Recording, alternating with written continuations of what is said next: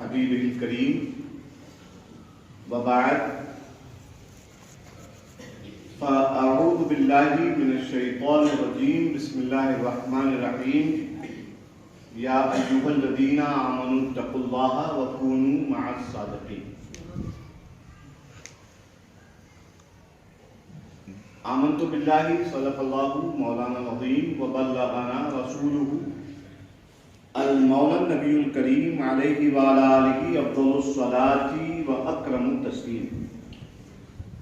ان اللہ وملائکتہ یصلون علی النبی یا ایھا الذین آمنوا صلوا علیہ وسلموا تسلیما۔ دی مدد کعبہ ایمان مدد انتظار کرم تست منی را، اے خدا جو او خدا بھی او خدا دا مدد۔ اور عرض کرتے ہیں قادریم نعرہ یا غوث اعظم بھی ظلم۔ اس کا ترجمہ ہے آسان اردو زبان میں قادری ہوں، قادریم میں قادری ہوں، نعرہ یا غوث اعظم بھی ظلم، اور میرا نعرہ کیا ہے؟ یا غوث اعظم۔ دم ز شاہ برکت اللہ قطب عالم بھی ظلم، اور میری ہر سانس کس کے بل پہ چل رہی ہے؟ صاحب البرکات سید شاہ برکت اللہ کے دم پر، کہ جو سارے عالم کے عالم برکاتیت کے قطب ہیں۔ الحمدللہ یہ ایام جو خانقاہ برکاتیہ میں بہار بن کے آئے ہیں، یعنی حضرت ابو القاسم سید شاہ اسماعیل حسن عرف شاہ جی میاں رحمت اللہ تبارک و تعالی علیہ، یہ ان کے عرس کا موقع ہے، جس میں چار دانگ عالم سے زائرین اپنے مرشدوں کی بارگاہ میں نذران عقیدت پیش کرنے کے لیے حاضر ہیں۔ میں آنے والے تمام زائرین جہاں تک میری آواز پہنچ رہی ہے، میں تمام کا خیر مقدم کرتا ہوں۔ اللہ رب العزت آپ کی اس حاضری کو قبول فرمائے،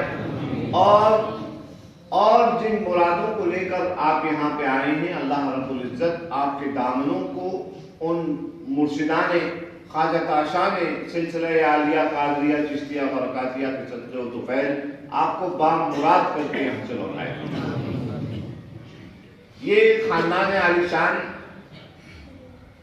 اس کا تعلق امام زید شہید سے ہے۔ امام زید شہید کون؟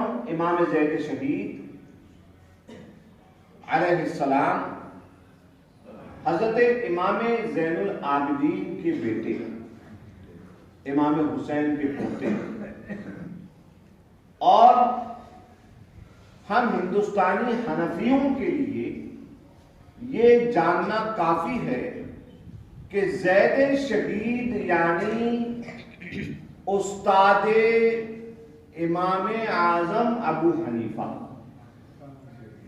یعنی جن کے طریقے کے مطابق ہم لوگ عمل کرتے ہیں، نماز پڑھتے ہیں، وہ دیگر جو اعمال ہیں اس کے اندر فالو کرتے ہیں جن کو، ان کا نام ہے امام اعظم، اور امام اعظم جن کو فالو کرتے تھے ان کا نام ہے زید شہید۔ ان کے مرشد، ان کے مربی، ان کے استاذ، اور ان کا مقام و مرتبہ اتنا بڑا کہ کسی نے امام اعظم سے پوچھا کہ امام کم عمرک، آپ کی عمر کتنی ہے؟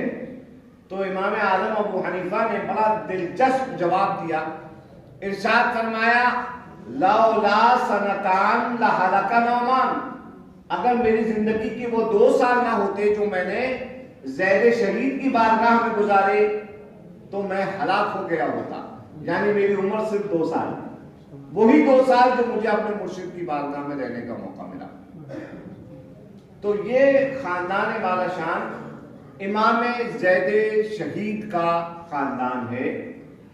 میں اس لیے بات عرض کر رہا ہوں تاکہ ہم برکاتیوں کو یہ معلوم ہو کہ ہم جہاں پہ آئے ہیں وہ دینے والے ہیں، وہ لینے والے نہیں ہیں۔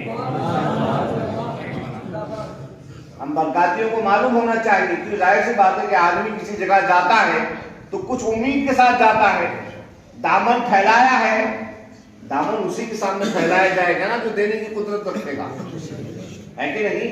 ہم جانتے ہیں کہ صاحب البرکات سے لے کر اچھے میاں ستھرے میاں آل محمد ابو الحسین احمد نوری جتنے بزرگ یہاں آرام فرما ہیں سب دینے والے ہیں، سب دینے والے ہیں الحمدللہ۔ اور ان کی عطا پر سب سے بڑی گواہی کیا ہے؟ یہ آنے والے مہمان۔ خانقاہ برکاتیہ کو قائم ہوئے ماریرہ شریف میں 400 سال ہو گئے، 4 صدیاں۔ انسان، بہت پریکٹیکل بات کر رہا ہوں، انسان 40 دن میں ماں باپ کو بھول جاتا ہے، 400 سال میں لوگ صاحب البرکات کو نہیں بھولے۔ کچھ تو ہوگا، کچھ تو ہوگا، ہے کہ نہیں؟ کوئی تو باپ مراد لوٹا ہوگا یہاں سے۔ جتنے میرے پیر بھائی یہاں پہ آئے ہیں ان کو میں مبارکباد دیتا ہوں کہ وہ حامل مبارکباد اس لیے ہیں کیونکہ ان کو شاہ قاسم نے بلایا ہے، اور بلایا ہے تو یہ نبی کے دربار والے ہیں، نبی کی آل ہیں، سبحان اللہ۔ جس کو بلاتے ہیں اس کو عطا فرما کے بھیجتے ہیں۔ امام زید شریف علیہ السلام، آپ کے بیٹے، سب سے چھوٹے بیٹے جن کی کنیت ابو عیسیٰ عمر، جن کا نام ہے حضرت عمر، اور جن کا لقب ہے محتم الاشبال۔ یہ باتیں آپ کو جاننا اس لیے ضروری ہے تاکہ آپ کو پتا چلے کہ آپ کا وزن کیا ہے۔ آپ وزندار لوگوں سے جڑے ہیں، ہم غلاموں سے نہیں، ہم آقاؤں سے جانے جاتے ہیں، ہم آقاؤں سے جانے جاتے ہیں الحمدللہ۔ تو محتم الاشبال کا مطلب ہوتا ہے، شبل کہتے ہیں عربی میں شیر کو، اور موتن کہتے ہیں، موتن کا مطلب یتیم کر دینے والا۔ محتم الاشبال کا مطلب شیر کے بچوں کو یتیم کر دینے والا۔ عیسیٰ محتم الاشبال وہ شخص ہیں، ان کا مزار ایران کے اندر ہے، یہ وہ شخص ہیں کہ جو حضرت تاج العلماء اولاد رسول محمد میاں رحمت اللہ تعالی علیہ اپنی کتاب اصح التواریخ میں لکھتے ہیں کہ یہ وہ بندہ خدا تھا جو اپنے خالی ہاتھوں سے شیر کو مار ڈالا کرتا تھا، اپنی طاقت اور قوت اور تصرف عطا فرمایا تھا، سبحان اللہ۔ انہی کی اولاد میں بڑے بڑے بزرگ، مرتضیٰ زبیدی بالگرامی، لوگوں کو ان کا نام صحیح سے معلوم نہیں ہے۔ میں جب پڑھنے گیا قاہرہ تو وہاں پر مختلف اساتذہ کی بارگاہ میں دانو تلمس طے کیا۔ وہاں پہ ہمیں ایک جگہ ہے اسکندریہ، الیگزینڈریا، الیگزینڈریا کے اندر ہم کو اپنے کنبے کے لوگ ملے، یعنی زیدی سادات۔ اور کون؟ حضرت امام زید کی اولاد میں نیچے ایک بڑے بزرگ گزرے ہیں جن کا نام ہے ابو الفرح باستی۔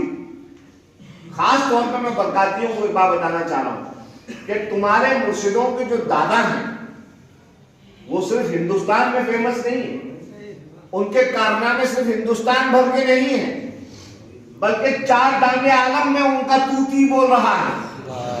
ابو الفرح باستی کے اولاد میں، یعنی ہمارے امزاد، ہمارے کزنز مجھے اسکندریہ میں ملے، ان سے میری بات ہوئی، عربی میں بولتے تھے وہ لوگ، میں نے ان سے بات کری تو انہوں نے مجھے ایک بہت اہم معلومات دی۔ اس وقت آپ مصر جائیں گے تو وہاں پہ سلسلہ طریقت جو ہے وہ 2 سلسلے چلتے ہیں۔ سب سے پہلے وہاں پہ جو سب سے زیادہ رائج ہے وہ ہے سلسلہ شاذلیہ، اور اس کے بعد قادریہ اور صاحب رفاعیہ۔ یہ 3 سلاسل جو ہیں اس وقت وہاں پہ رائج ہے مصر میں۔ مگر ہمارے ان بھائی نے ہم کو بتایا کہ مصر کے اندر سلسلہ رفاعیہ، احمد کبیر رفاعی، یہ ان 4 اقطاب میں سے ہیں جن کے ہاتھ میں اللہ رب العزت نے دنیا کی باطنی حکومت بخش رکھی ہے، ان 4 اقطاب میں سے ایک احمد کبیر رفاعی، ان کے سلسلے کو ماننے والے اور متبعین کو رفاعی کہا جاتا ہے۔ تو ان بھائی نے بتایا کہ مصر میں جو سلسلہ رفاعیہ کی بنیاد پڑی، وہ بنیاد ابو الفرا واسطی جو امام زید شریف کی اولاد میں ہے ان کی وجہ سے پڑی، اور انہوں نے اس کو رواج کیا۔ تو اس وقت ہم نے اللہ کا شکر ادا کیا کہ اللہ تو نے ہم کو ایسی بارگاہوں سے جوڑا ہے۔ یہ الگ بات ہے خاموش کھڑے رہتے ہیں، کیونکہ جو لوگ بڑے ہیں وہ بڑے رہتے ہیں۔ ایسے درویشوں سے ملتا ہے ہمارا شجرا جن کے قدموں میں کئی تاج پڑے رہتے ہیں۔ ہم نے کہا الحمدللہ، تحدیث بن نعمت کے طور پر میں یہ باتیں عرض کر رہا ہوں۔ ہمارے بزرگوں کے ذکر کرنے کا موقع ہے۔ الحمدللہ صاحب البرکات کے در والے کسی کے محتاج نہیں ہیں کہ ہم اپنے آپ کو جوڑیں کہ ہم فلانے صاحب سے بیٹھ ہیں، فلانے کے خلیفہ ہیں، نہیں۔ یہ بارگاہ تو وہ بارگاہ ہے، اللہ اکبر، آل محمد کی بارگاہ، آل محمد کی بارگاہ، جن کا نام لے کر مردے زندہ ہو جاتے ہیں۔ سبحان اللہ، سبحان اللہ۔ صاحب البرکات کی بارگاہ، اللہ اکبر، شاہ حمزہ کی بارگاہ، سبحان اللہ، شاہ حمزہ، اللہ اکبر، اسد العارفین کہلاتے ہیں، یعنی اللہ کو پہچاننے والوں میں شیر، اسد العارفین کہلاتے ہیں حضرت شاہ حمزہ۔ ہمارے خاندان کے، یہ بہت کم لوگوں کو معلوم ہے کہ ہمارے خاندان کے مشہور مورخ ہیں، ہسٹورین، انہوں نے کئی بزرگوں کی تاریخیں اور کئی ایسی باتیں جو ان کے سینہ بسینہ منتقل ہوتی آئی تھی وہ انہوں نے بتائی، اپنی کتاب کاشف الاستار میں انہوں نے نقل فرمائی۔ اللہ تعالی ہم اہل خاندان کو توفیق عطا فرمائے کہ ہم ان کتب سے فیض حاصل کر کے اپنے حلقے میں اس فیض کو عام کریں۔ یہ میری دعا ہے اللہ رب العزت کی بارگاہ میں۔ تو حضرات گرامی، میں عرض کر رہا تھا کہ یہ عرس قاسمی ہے، سید شاہ اسماعیل حسن قاسم میاں، جنہیں ہم لوگ گھر میں حاجی نانا کہتے ہیں، اور حاجی نانا اس لیے کہتے ہیں کیونکہ وہ میرے دادا سید شاہ آل مصطفیٰ کے سگے نانا تھے، یعنی ان کی ماں کے باپ تھے۔ میرے دادا کے نانا بھی تھے، اور طریقت سے رشتہ یہ ہے کہ میرے دادا کے مرشد بھی تھے، اور سب باتیں اپنی جگہ پر ہیں، ان کی بزرگی اپنی جگہ پر ہے، مگر مجھے 2 باتیں جن کی وجہ سے میں ان کو اپنا آئیڈیل مانتا ہوں حضرت قاسم میاں صاحب کو، وہ میں آپ لوگوں کو بتا رہا ہوں۔ پہلی بات بڑے تعجب کی، خاص طور پہ میں جامعہ آل رسول کے طلباء کو یہ بات بتا رہا ہوں کہ پڑھنے کی، علم حاصل کرنے کی کوئی عمر نہیں ہوتی۔ بہت سارے لوگ بڑی عمر میں اگر ان سے کہا جائے کہ آپ اپنے دین کے بارے میں سیکھیے، رسول اللہ کی سنت کے بارے میں آپ جا کے سیکھیے، کتابوں کا مطالعہ کریے، تو ان کو آگ محسوس ہوتی ہے کہ ہم کیسے استاد کے پاس جائیں، اب ہماری عمر اتنی بڑی ہو گئی ہے، چھوٹے بچوں کے ساتھ بیٹھ کے ہم کیسے پڑھیں۔ مگر معلوم ہونا چاہیے کہ ہمارے سلسلے کے بزرگوں میں قاسم میاں صاحب رحمۃ اللہ تعالی علیہ وہ بزرگ ہیں جنہوں نے 40 سال کی عمر میں حفظ قرآن کیا، 40 سال کی عمر میں۔ یہ بہت امپورٹنٹ بات ہے، خاص طور پر طالبان علم دین شریف کے لیے یہ بہت ہی موٹیویشنل پوائنٹ ہے کہ پڑھنے کے لیے ایج کی سیما نہیں ہوتی ہے۔ آپ کو پڑھنا ہے تو آپ کو پڑھنا ہے، چاہے کوئی بھی ایج ہو آپ کی۔ قاسم میاں صاحب کی ایک اہم بات، اس کے بعد قاسم میاں صاحب رحمۃ اللہ تبارک و تعالی علیہ، حضرت حاجی نانا رحمۃ اللہ تعالی علیہ، ان کا اس خاندان پر بہت بڑا احسان یہ ہے کہ اس خاندان سے ہمارے استاد حضرت حکیم منیر احمد دریابادی خانقاہوں کو، خانوادوں کو دیوڑی کہا کرتے تھے۔ دیوڑی پورب میں بولا جاتا ہے دیوڑیاں، تو فرماتے تھے خانوادوں کو، خانقاہوں کو دیوڑی کہا کرتے تھے۔ اس دیوڑی سے یعنی خانقاہ برکاتیہ سے بزرگوں کے جانے کے بعد علم اٹھ رہا تھا، حضرت قاسم میاں صاحب رحمۃ اللہ تبارک و تعالی علیہ وہ ذات مبارکہ ہے جن کے دم قدم سے علم واپس اس دیوڑی پر آیا ہے۔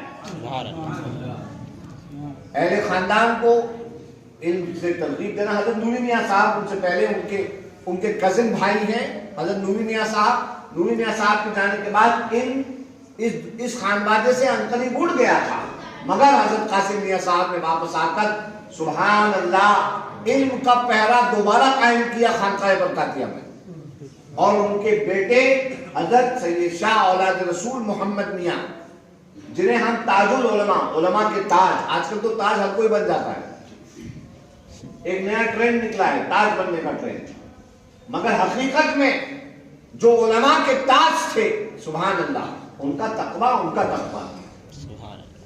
ہماری والدہ اور ہمارے مامو جان جو حضور تاج العلماء سے بیعت ہے، ہم نے اپنے بزرگوں سے سنا کہ تاج العلماء کا تقویٰ کیسا تھا۔ تاج العلماء پیر میں جو ہم لوگ پہن لیتے ہیں نا 2 بدھی کی چپلیں، تاج العلماء ہمیشہ کھڑاؤں پہنا کرتے تھے۔ سبحان اللہ، شریعت کی اتباع اگر دیکھنا ہے تو تاج العلماء کی بارگاہ دیکھو، یعنی حضرت قاسم میاں صاحب کے بیٹے۔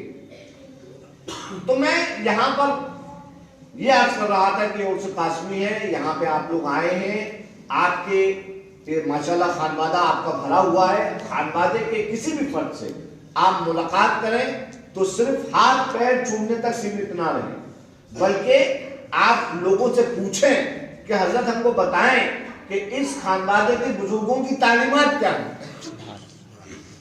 تعلیمات کیا تھی اس خانوادے کے بزرگوں کی۔ مجھے مولانا احمد رضا خان صاحب مرحوم و مغفور کی ایک بات یاد آتی ہے، میں آپ کو بتاتا ہوں، ایک واقعہ مجھے یاد آ گیا۔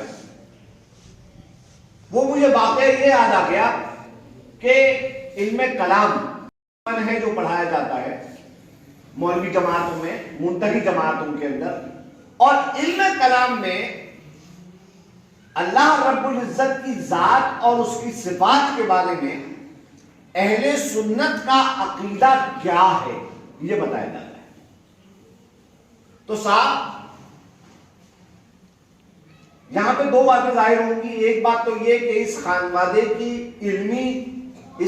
کا علمی وزن کیا ہے ایک، اور دوسری مولانا احمد رضا خان صاحب کی بات یہ ظاہر ہوگی کہ مرید کو کیسا ہونا چاہیے۔ 2 باتیں یہاں سے ثابت ہوں گی جن سے ہم سبق لے سکتے ہیں کہ اپنے مرشدوں کی بارگاہ میں ہمیں کیسے رہنا چاہیے۔ تو جناب والا علم کلام میں ایک مسئلہ ہے صفات الہی، میں اس کی تفصیل میں نہیں جاؤں گا، لیکن اس مسئلہ یہ ہے کہ صفات الہی عین ذات ہیں یا غیر ذات ہیں، یہ مسئلہ ہے، یہ اس میں بہت تفصیل ہے، میں تفصیل بیان نہیں کروں گا، لیکن میں اتنا کہوں گا کہ جو جمہور اہل سنت ہیں، یعنی اہل سنت کی جو میجورٹی ہے، ان کا یہ ماننا ہے کہ اللہ کی صفات نہ عین ذات ہیں نہ غیر ذات ہیں، یہ اہل سنت کے جمہور کا ماننا ہے۔ یہ عقائد اصول عقائد نہیں ہے بلکہ یہ فروع عقائد ہے، علماء میری بات کو سمجھیں گے۔ مگر اس خانوادے کا، خانقاہ برکاتیہ کا موقف یہ ہے کہ اللہ کی صفات عین ذات ہیں، یہاں کا ہے موقف، یہاں کا، یہ آپ لوگوں کو پتہ نہیں ہوگا، یہ آپ کو کسی نے بتایا نہیں ہوگا، میں بتا رہا ہوں آپ کو، میرے خانوادے کا ظاہر سی بات ہے کہ اہل البیت ادریٰ بما فیہ، گھر والا ہی جانتا ہے گھر کا حال کیا ہے، اور گھر والا ہی بتائے گا۔ ابھی تک آپ لوگوں نے گھر والوں سے سنا ہے، تو ظاہر سی بات ہے گھر والا تو چوکھٹ کی باہر کی بات نہیں بتا پائے گا، میں آپ کو چوکھٹ کے اندر کی بات بتا رہا ہوں۔ مولانا احمد رضا صاحب اپنے زمانے کے جید عالم جن کا نام ہے مولانا عبد القادر بدایونی رحمۃ اللہ تعالیٰ علیہ، یہ مولانا احمد رضا خان صاحب کے سینئر ہیں اور اس خانوادے سے جڑے ہوئے ہیں، اور مین بات مولانا احمد رضا انہی کے پاس گئے تھے بیعت ہونے کے لیے، تو انہوں نے کہا چلو میں تمہیں لے چلتا ہوں وہاں پہ بیعت ہونے جہاں سے میں خود بیٹھ مولانا عبد القادر بدایونی لے کے آئے تھے انہیں یہاں پہ بیعت کروانے۔ حضرت حافظ وارث علی صاحب کے پاس بھی گئے تھے، آپ نے بھی منع کر دیا۔ حضرت عبد القادر بدایونی کے پاس گئے، انہوں نے جو ہے کہا کہ ہم مرزا چلو ہمارے لیے میں ہے، کیونکہ جہاں پہ بھیا صاف بات یہ ہے کہ جہاں پہ مرید کا حصہ ہوتا ہے وہیں پہ بیعت ہوتا ہے، جہاں پہ حصہ ہوتا ہے وہیں پہ مرید بیعت ہوتا ہے۔ تو مولانا عبد القادر بلائیوی اور مولانا احمد رضا کے بیچ میں ہو گئی بحث، جرح، آپس میں جرح کس بارے میں؟ اسی بارے میں کہ صفات الہی عین ذات ہیں یا غیر ذات۔ مولانا احمد رضا کہتے تھے کہ جمہور اہل سنت کا یہ موقف ہے کہ صفات الہی نہ عین ذات ہے نہ غیر ذات ہے، اور مولانا عبد القادر فرماتے ہیں کہ نہیں، عین ذات ہے۔ اس بارے میں جرح دے رہے ہیں، دونوں ایک دوسرے کو دلیل پہ دلیل دیے جا رہے ہیں۔ آخر میں مولانا عبد القادر صاحب کو آ گیا جلال، فرمانے لگے مولانا چلو میرے ساتھ۔ سیتاپور لے کے گئے، سیتاپور جا کر وہاں سے کہا نکلوائی کتاب جس کا نام ہے آئین احمدی۔ کس نے ترتیب دلوائی تھی؟ 34 جلدوں میں ہے، 34 جلدوں میں۔ ترتیب کس کی ہے؟ وہ ابو الفضل آل احمد اچھے میاں صاحب۔ کتاب نکالی، کھولی، کہہ رہے دیکھ مولانا دیکھ یہ کیا لکھا ہوا ہے، دیکھو۔ اور اس میں ابو الفضل آل احمد اچھے میاں نے، خواجہ تاشاں نے سلسلہ برکاتیہ بالخصوص خانوادہ برکات کے اکابر کا موقف نقل فرمایا کہ اکابر خاندان برکات یہ کہتے ہیں، اس موقف پہ ہیں کہ ذات کے صفات الہی عین ذات ہے۔ مولانا خاموش ہو گئے، مولانا نے مناظرہ کرنا بند کر دیا۔ یہاں پر ایک بات میں عرض کرنا چاہتا ہوں، اس سے یہ نہ سمجھا جائے کہ مولانا کے پاس دلیلیں نہیں، اس سے یہ نہ سمجھا جائے کہ مولانا کا علم وہاں پر منتہی ہو گیا، نہیں، مولانا کے پاس دلیلیں بھی ہیں، مولانا کے پاس مطالعہ بھی ہے، مولانا کے پاس عرفان بھی ہے، مولانا کے پاس رسائی بھی ہے، مولانا کے پاس واقفیت بالحقیقت بھی ہے، مگر کیا مسئلہ ہے؟ یہ معاملہ طریقت کا مسئلہ ہے، یہ معاملہ مرشدوں کا مسئلہ ہے، یہ معاملہ پیروں کا مسئلہ ہے، اور یہ چلا آتا ہے روایتوں میں کہ جب مرشد نے کہہ دیا وہ مرشد نے۔ مولانا خاموش ہو گئے۔ یہاں سے آج کل کے برکاتیوں کو، اور جہاں تک میری آواز جا رہی ہے، میں پیغام دینا چاہتا ہوں کہ بھائی جرح مت کیا کرو، بیکار بحث و مباحثہ مت کیا کرو۔ خانقاہ برکاتیہ میں آتے ہو، یہاں پر آ کر صاحب البرکات سے فیض لو، سال بھر کا کوٹا بھرو اور گھر جاؤ، بس۔ اس کے علاوہ مجھے مولانا مصطفیٰ رضا خان صاحب کی بات یاد آئی۔ مولانا مصطفیٰ رضا خان صاحب، حضرت خواجہ صاحب حضور، ہماری گردنوں کے مالک حضور معین الدین اجمیری رحمت اللہ تبارک و تعالیٰ علیہ، ان کی بارگاہ میں گئے حاضری دینے اجمیر میں کوئی بندہ مل گیا، دیکھا مولانا مصطفیٰ رضا کو، عرض کرنے لگا حضور ایک استفتاء کرنا ہے، ایک فتویٰ پوچھنا ہے آپ سے۔ اللہ اکبر! معلوم ہے مولانا مصطفیٰ رضا نے کیا جواب دیا؟ کہنے لگے بابو یہ دیکھو، یہ سلطان الہند کی بارگاہ، سلطان الہند کی بارگاہ ہے، ان کی بارگاہ میں کئی ایک اقطاب نے اپنی قطبیت کو دفن کر رکھا ہے، ہم یہاں پہ غلام بن کے آتے ہیں، مفتی بن کے نہیں آتے۔ بزرگوں کی شان، اللہ ہم سب کو بادب بنا دے۔ باخر دعوانا